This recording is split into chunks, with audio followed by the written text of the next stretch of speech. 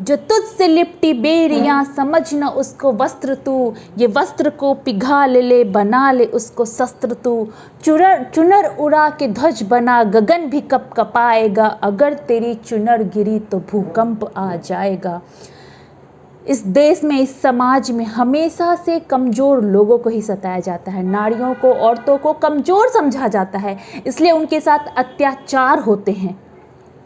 इसलिए हर माँ से, हर बेटियों से मेरा अनुरोध है कि अपने बच्चों को, अपनी बेटियों को इतना ताकतवर बनाए कि वो मर्दों को ज़रूरत पड़े तो उठा के पटक सके। झांसी की रानी भी इसी देश से पैदा हुई थी, जिन्होंने अंग्रेज़ों के छक्के छुड़ा दिए थे। इसलिए नारियों को कभी भी कमज़ोर समझने की गलती ना करना। और मैं लड़कियों से भी अनुरोध करना चाहती हूँ कि अपने पर्स में लिपस्टिक, काजल की जगह हथियार रखना शुरू कर दो, चाकू रखना शुरू कर दो, ताकि ज़रूरत पड़े तो उसका सही से इस्तेमाल कर सको।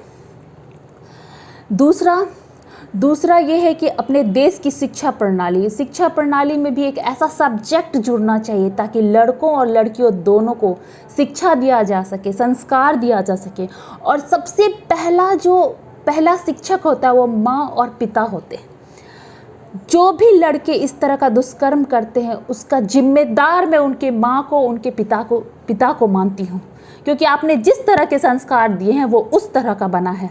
इसलिए ज़रूरत है अपने बेटों को संस्कार देने की। बेटियों को तो सब संस्कार देते हैं, बेटों को संस्कार देने की ज़रूरत है, उन्हें सिखाने की ज़रूरत है कि क्या सही है क्या गलत है।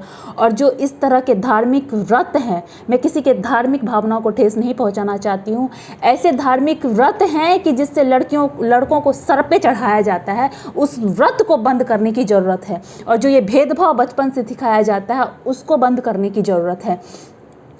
और तीसरा मैं ये कहना चाहूँगी कि इस देश की कानून व्यवस्था इतनी ख़राब है अपने देश की कि कानून तो बन जाते हैं लेकिन वो फॉलो नहीं होते।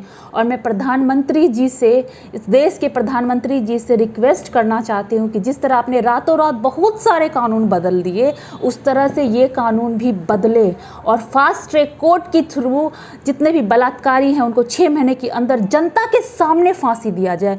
सब जनता के सामने फांसी दिया जाए ताकि डरे, माँ बाप भी डरे। जिस तरह से बेटियों के माँ बाप डरते हैं अपने बेटियों को घर से बाहर निकालने में, उस तरह से बेटों के माँ बाप भी डरे कि कल को मेरा बेटा पता नहीं क्या कांड कर देगा कि उसे फांसी की सज़ा भी हो सकती है। इसलिए पूछे अपने बेटों से कि कहाँ जा रहे हो, क्या कर रहे हो, उस पर भी पाबंदी लगाएं। ये डर समाज में होना बहुत ज़रूरी है। इसलिए मेरा रिक्वेस्ट है कि ऐसा कानून बनना चाहिए, चाहे उसके लिए कुछ भी करना पड़े।